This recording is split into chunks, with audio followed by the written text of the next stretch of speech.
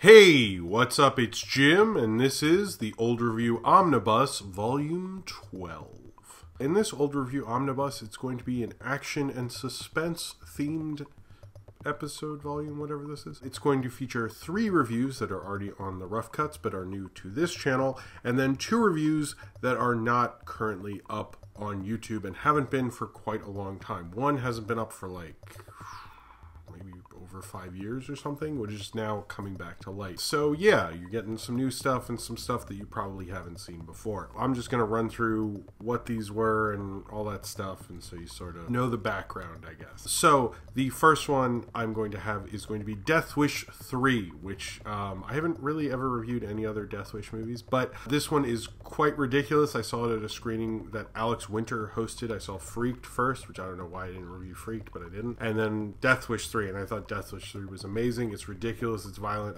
I highly recommend Death Wish 3. It's kind of half about that screening with Alex Winter and him introducing it and the movie. Then after that is going to be a review of Black Rain, which was a favorite of mine and my friend Earl Holloway, who does the picture that is currently my logo on YouTube, which will be in front here, and then the one that was the old picture that was on these videos. There's both him, his style's changed. But he does this comic called The Squid, and the shooting of the film Black Rain is actually a part of that comic, so he got me into that movie, and it's an awesome, kind of very underrated Ridley Scott film. I'm always like surprised people don't know about it, because it's actually a really good 80s action film with Michael Douglas, directed by Ridley Scott, and it's a cool movie. Some of these reviews, like this one and the one after it, I actually quite like. But Black Rain's a cool movie, and it's kind of fun to revisit. Like, I remember he was like really into it, and it got me really into it, and other people we're friends with who were equally as into Black Rain. After that is Black Sunday, which is a cool action kind of thriller. It's very influential on people like Christopher Nolan, Tarantino. It's kind of like one of those big 70s action films that probably should be in higher regard, and I always thought it would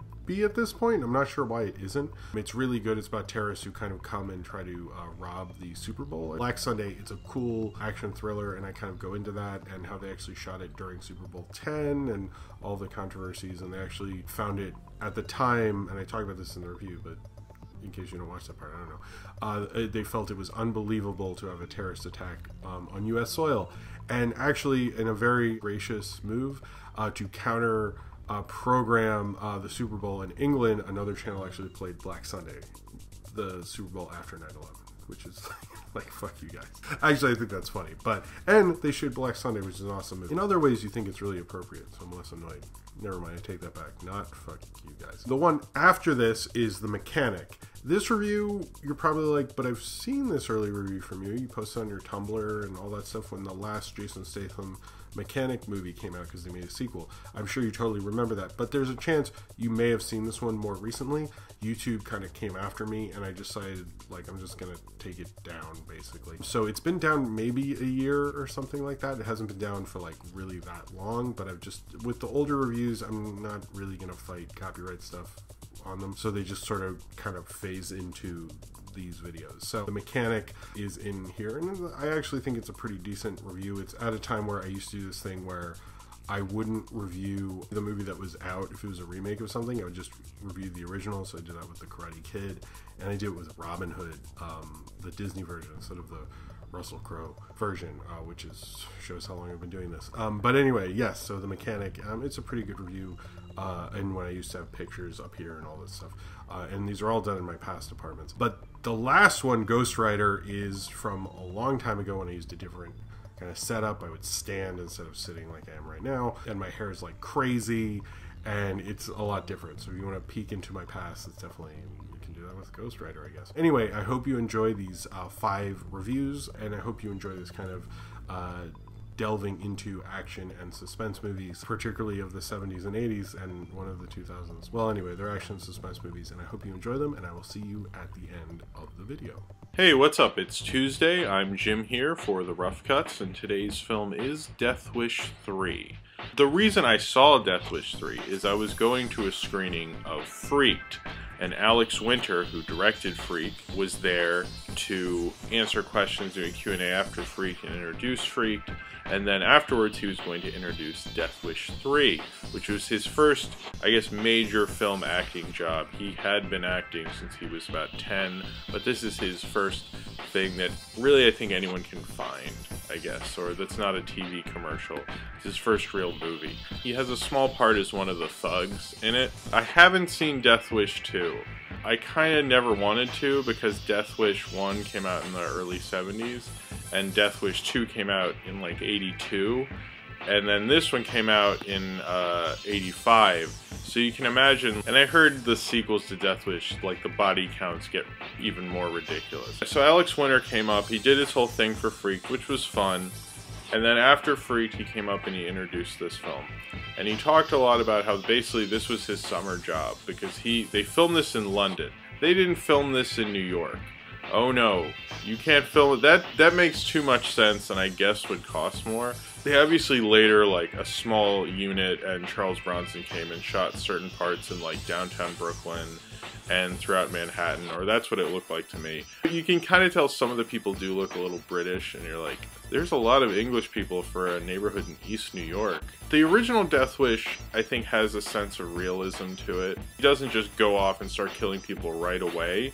And in this film, it seems like they have a flimsy at best reason for him to go off and kill people. Like, they attack his friend seriously, like, right after the opening credits. Like, they waste no time in this film about getting right to the meat of it, and they want Charles Bronson to start fighting back automatically. Even though this is directed by the guy who directed the first one, which I actually think Michael Winter, I really like his stuff in the 70s. I like The Sentinel, I like The Mechanic, I like Death Wish.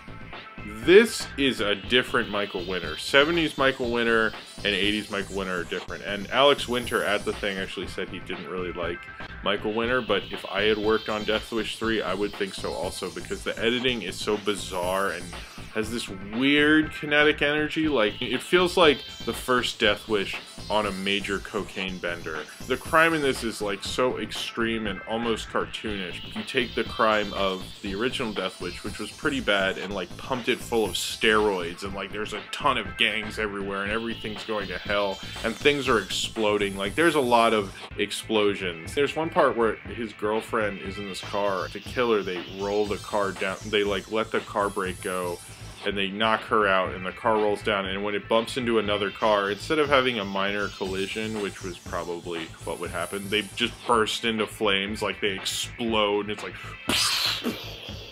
and she's dead. It's just, it is wild, some of the action in this. This movie just doesn't really care about any political or sociological issues that the first one brought up or anything like that. This one just wants to see shit blow up, and they kill the giggler. The giggler part was just like, oh man, they got the giggler. Everybody likes that. The giggler's just, you know what's funny? He doesn't really giggle that much. He's more of a runner. They're not very good at naming in that gang. It features a score by Jimmy Page. He's only done 2 film scores, one for Death Wish 2 and one for Death Wish 3. They did keep making Death Wish films for whatever reason. They made a Death Wish 4 and a Death Wish 5, but this was the last one that Charles Bronson worked on with Michael Winter. From what Alex Winter was talking about, how he's just kind of, he's this crazed guy, and apparently there's a rape scene in this film, and anytime Michael Winter would have a rape scene in one of those movies, they take 3 days to film it, but there'd be like very little footage, and everyone who worked on it was really scarred by it, and you know, Alex Winter was really nice, and I apologize for basically stealing his thunder, putting it in my review. It's really surreal. I really felt like I was watching like a parody of a movie in a cartoon show. That's how Death Wish 3 feels. It feels like a McBain movie. It doesn't feel like a real Death Wish sequel to me. I've never seen Death Wish 2, and now I want to. Golan Globus produced this. I think Death Wish 3 is like a piece of art. For what Death Wish 3 is trying to do is be a dumb action movie, it's just magnificent. It is a magnificent, stupid action movie. So, if you have seen Death Wish 3 and you would like to talk about it, then comment below in the comments. And subscribe to the Rough Cuts if you haven't already. Subscribe to my main channel, which is below in the info box below this. Follow me on Twitter, Tumblr, and potentially VHX. And follow Earl Barrett Holloway's Tumblr, who does the picture at the beginning and the end of this video. And thank you very much. Alex Winter was cool. He was nice. I like Alex Winter. Hey, what's up, Rough Cuts? It's Jim. Today is Tuesday, and today's film is Black Rain. Now, Black Rain is a 1989 film directed by Ridley Scott. The film is centered around two New York City police officers who arrest Yakuza, take him back to Tokyo to be, I guess, arrested, and then he escapes, and they slowly get deeper and deeper into the Tokyo underworld, and counterfeit money, and murder, and all the good things that you want in a movie called Black Rain. It is very serious and very epic, which I think is a little surprising. The original cut Ridley Scott did was like 2 hours and 45 minutes. It's very engrossing. The story is really interesting because you see Michael Douglas in New York, and you see, 80s New York, and you get a feel of who he is in his setting, but most of the film is in Japan. You see Michael Douglas and Andy Garcia, you see them adjust to this world because of the technology. It feels almost like they're at like an alien world or something. Not to sound like racist or something, but it feels like when they're in Japan, like they're in kind of a different world than they're used to. And I think, that's very true. They are in a different world, It's kind of shocking to see it from, this rainy, depressing, 1989 New York to 1989 Japan, which has a lot of, bright lights and colors. The whole fish out of water thing. I was surprised, one thing when I'm watching it, how good Michael Douglas is next to Andy Garcia. I think Michael Douglas basically steals every scene he's in with Andy Garcia. I never thought Andy Garcia was the greatest actor or anything, but he doesn't look like much when pitted against Michael Douglas, playing this like tough New York cop who's like got to pay alimony and child support and like bet on his own motorcycle race to get money to support those things. He's like this wild, crazy, barbaric guy. And it's a cool juxtaposition to like the Japanese were very well composed and like everything's orderly. Kate Capshaw's character in the film calls him barbaric, and I think that's like kind of the portrayal he's going for. He's more of a loose end. He looks like he's kind of more of a savage than them. Although it's credited to John DeBont, who later directed Speed and Twister, it is actually not shot by him. The majority of the film is actually shot by Howard Atherton, who he shot films like Fatal Attraction, he shot Lolita, Bad Boys, or the more recent Lolita, he shot Indecent Proposal, and he's not a bad cinematographer, but they had a lot of red tape and frustration when dealing with this movie. If the crew even ran a couple minutes over, they would be asked to leave, and a guy would stand in front of their shot until they left. Howard Atherton got really kind of frustrated. Apparently Ridley Scott said he'd never shoot in that country again. There was so much red tape, and it was such a fuss. He just really didn't want to deal with it. And the last sequence of this film is actually shot in America. It's not shot in Japan. It's a shame that Howard Atherton left and then John DeBont was brought in. I think the cinematography in this film is pretty incredible. It's incredibly stylized. It's just really, really well shot. I saw it on a great Blu-ray transfer, and Jackie Chan was originally offered the villain role of Sato, which the guy who played Sato, Yakasuku Matsuda, I think, he was actually dying of bladder cancer at the time, but he still went through it and wanted to. He thought he'd be remembered forever in this role, and he's really good as Sato. Sato's the guy they arrest in New York and bring back to Japan. He's a problem throughout the whole movie. You have this guy, with a sword on a motorcycle through Japan, like attacking people, and he puts his sword on the ground and it like sparks and stuff. It's just like, it's such a cool action movie. I really like it. It is kind of like this epically long, almost melodramatic soap opera of an action movie, but it's a hell of a good one. So yeah, thank you very much for watching, Rough Cut viewers, and I will be back next Tuesday. And subscribe to my main channel, follow me on Twitter, Tumblr, and potentially VHX, and follow Earl Barrett Holloway's Tumblr because he did the image at the beginning and end of this video. And thank you all of you who watched my Halloween week of videos. They are still up. It started with my last Rough Cuts video and continued on for 4 more videos that are currently on my own channel. And that's it. Happy November.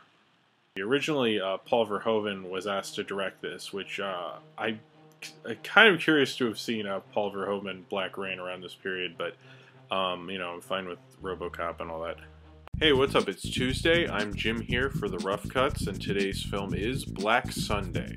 Now, I picked Black Sunday because the Super Bowl is coming up, and I thought, what better Super Bowl movie can I really think of? Black Sunday is directed by John Frankenheimer, produced by Bob Evans, stars Robert Shaw, Bruce Dern, and Martha Keller, I think her name is, and has music by John Williams, and is actually based on a book by Thomas Harris. Now, Thomas Harris also wrote Silence of the Lambs. Now, this is a really top-notch, first-rate thriller, a terror plot on the Super Bowl. This Palestinian terrorist group called Black September has recruited one of their members to convince, who's played by Martha Keller. She convinces one of the Goodyear blimp pilots, Bruce Dern, who is a prisoner of war in Vietnam and is kind of mad at America, to help her do a terrorist attack on the Super Bowl with like all these explosives.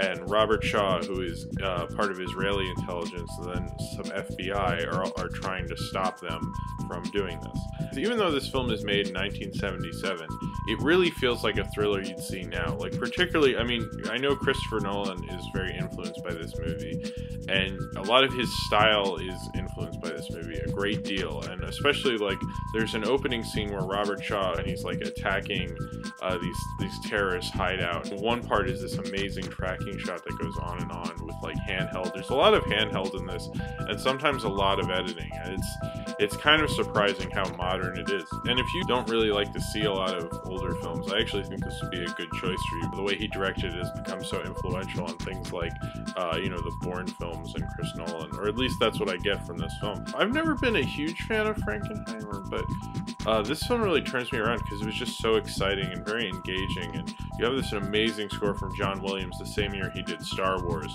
and the score just drives it so well and is so exciting. Apparently at the time people found this really far-fetched to have like a terror plot on America like this, and now it's not so. They actually, in England, counter-programming to the Super Bowl, the first Super Bowl after 9/11 was Black Sunday on another channel, and people got a little upset about that. But I think that shows how well this movie holds up. This film feels very real. Like, you know, they definitely check the Super Bowl and do bomb sweeps and stuff now because of terrorists, but at the time, you know, that seemed like that would never happen. Even on the poster, it says it could be tomorrow. No one in this film is like kind of just a random terrorist. They really kind of look at it from both angles, which I think really works for it. I don't think this film would be as good if they're just kind of empty terrorists who just like want to kill and stuff. Like, there's a real, like, you know, he's really messed up from the war.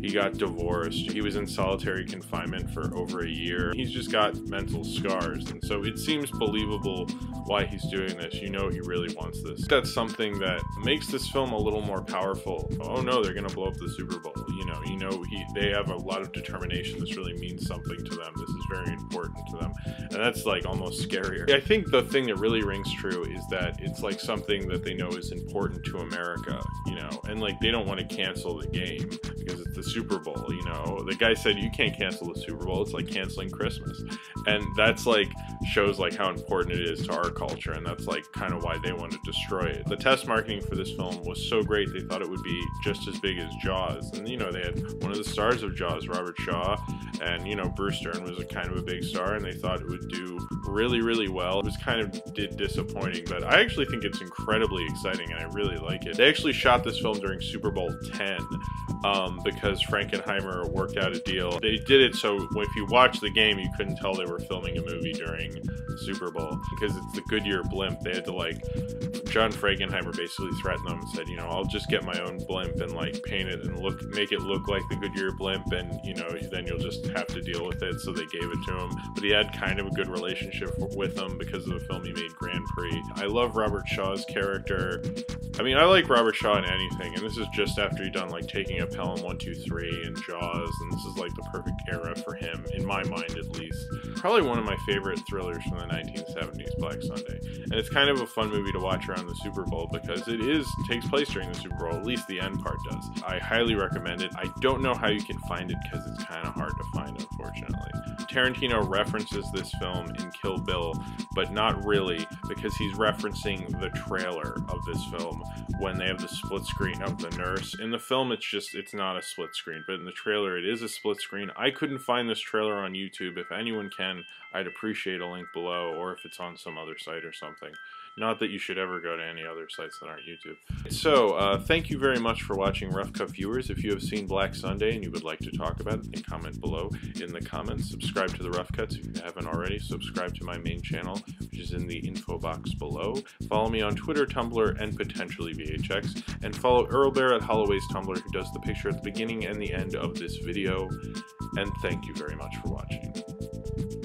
Hey, it's Jim, and I just got back from the new film, The Mechanic, which stars Charles Bronson and Jan Michael Vincent. This is a Charles Bronson film from the earlier 70s. It's pre-Death Wish. This film has a really strong first 15 minutes, and there's no dialogue in that first 15-16 minutes, and Charles Bronson plays it perfectly. You don't really think he's doing something, but in his mind he's thinking about it, but to the casual observer, he's just like some average looking bummy dude. When you realize what the payoff is, you're like, oh, and he can do that really well. You kind of don't see him thinking, and you trivialize him for a second, but as soon as you do that, you realize that you're the idiot, and he knows what's going on. Charles Bronson plays a killer for this weird organization thing, and he's called like a mechanic, so that's why it's called The Mechanic. And then Jan Michael Vincent is the son of his friend, and he takes him in and then trains him to also be a mechanic, but then like the people in the organization aren't okay with that. The director of this film, Michael Winner, also directed Death Wish, The Sentinel, Death Wish 2, and Death Wish 3. So I guess Charles Bronson liked working with him. I've only seen 3 of his films, which are The Sentinel, Death Wish, and this. All of them have a certain level of existentialism to them, especially this one. In particular, one scene where this girl has slit her wrist and she's bleeding all over the place.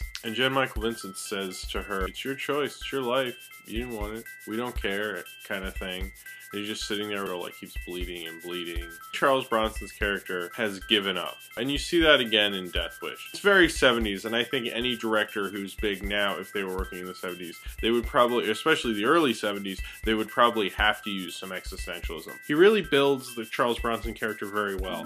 But the Jan Michael Vincent character is kind of like a subplot. I didn't really like how they did his character, and I didn't like his acting either, so it didn't really help him or his character that I'm just like, yeah, I could give a shit. But I thought he was kind of bland for the time period. Hey, he's this blonde California looking dude or something. I did like him in Defiance. In a way, it's like I wish they developed his character more, but I kind of don't, because I feel like that would have sucked. This wasn't a fleshed out film that it could have been, but the way they just really developed the Bronson angle, I think that's probably the smarter move. It's a little rough, a little rougher than I expected, but I somewhat liked that, somewhat didn't. And I thought the ending was really cool. So I've been doing these reviews where like Robin Hood's coming out, and I don't really want to see Robin Hood, so I do like the Disney Robin Hood. For Karate Kid, I did the original Karate Kid, and I make it look like I'm doing the current movie. I heard it was a remake of a Charles Bronson movie, and I need to save some money. After I saw it, I kind of realized that this is something I would think that is appropriate to be remade. I'm not saying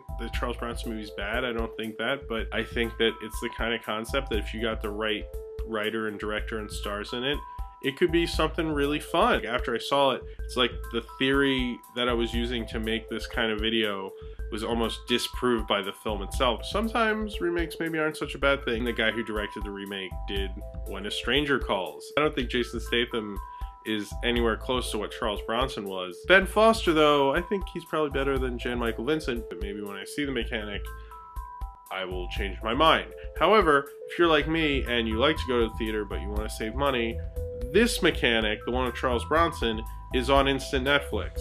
So if you've seen The Mechanic and you would like to talk about it, then comment below down there, and subscribe if you would like to.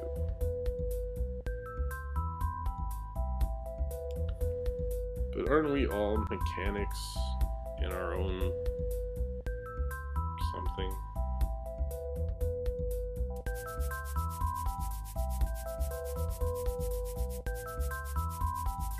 Hey, what's up? It's Jim, and I just got back from seeing the new film, The Ghost Rider, which is the new film from Roman Polanski. And I thought it was going to be a reboot of that PBS kids show from the 90s. Apparently it's not. This is a, like, Polanski thriller. He's very good at those. And it's a Polanski detective movie, and we all know he did Chinatown. Obviously this is a no-brainer that this would be good, and it is.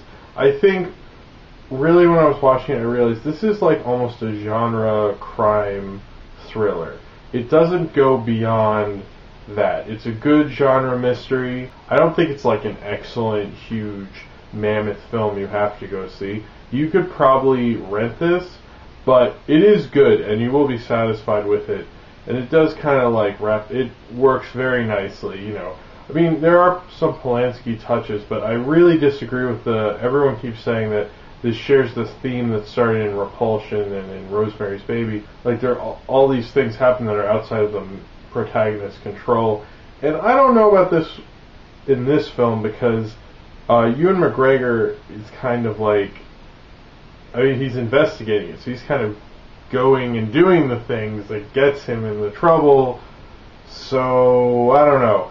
But that's a cool theory. I know he has done that a bunch of times, but I think this is more just a good detective mystery. It almost reminds me a little bit of like a good episode of Batman the Animated Series or something.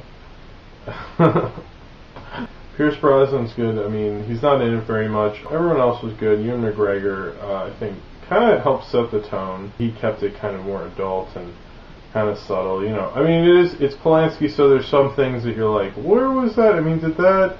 You're not really clear, and that's cool. But there wasn't enough of that to make me go like, whoa, this is crazy, you know. It's not like that. Oh, the score, good score. I like the score, you know. I mean, I guess it's like kind of like what you would do for this, but it was good. It was very nice. I really liked it. If you're gonna see a film by a big auteur director from the 60s, 70s period who made a film recently, this should be it.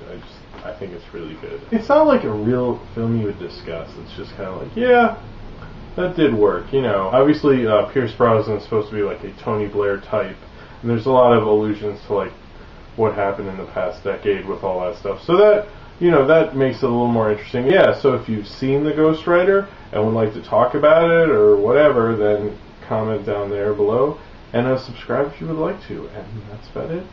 And yeah. You want to be an attention hog. You have to be in all the videos. You haven't had a cat in a video in a while. What's up with that? There needs to be more cats in the videos. That's what he thinks. Tell us what you think about the movie. Huh? What do you think? Would you like more, Shutter Island or The Ghost Rider? Move your head up if you like The Ghost Rider. What can I say? He's always like Roman Polanski. I don't know. You saw that? No child molestation jokes, huh? Kudos to me. Or yeah, I guess this is my spoiler part. The last shot was really cool. That doesn't really give anything away, but the last shot was pretty cool. Alright, so that was the Old Review Omnibus. I really didn't know how to end a video then, clearly. Just kept going with Buster and other facts, and man, that Ghost Rider review is rough. Fucking rough. Ouch. Anyway, that was the Old Review Omnibus. I hope you enjoyed these. I think it was actually better reviews for the most part, except for the last one. But yes, I'm almost kind of getting towards the end. I think there's like 4 or 5 of these left, and then there'll be no more because posted everything. I hope you enjoy these reviews, or did enjoy these reviews, and my trip down memory lane with this. Thank you all very much for watching, and anyone who remembers these videos from back in the day, I'd love to hear your comments below. I hope you enjoyed these, and I hope you enjoyed talking about action suspense movies, particularly Black Rain and Black Sunday, which are a pretty damn good one. Actually, Mechanic and Ghost, the only one that's, well, actually they're all good. It's just Death Wish 3 is a little silly, but they're all good movies. You know, sometimes that works out. I don't know. Thank you very much for watching. If you would like to comment on Death Wish 3, Black Rain, Black Sunday, The Mechanic, or Ghost Rider, then comment below in the comments, and subscribe if you would like to. Thank you very much for watching. I'll see you next Old Review Omnibus.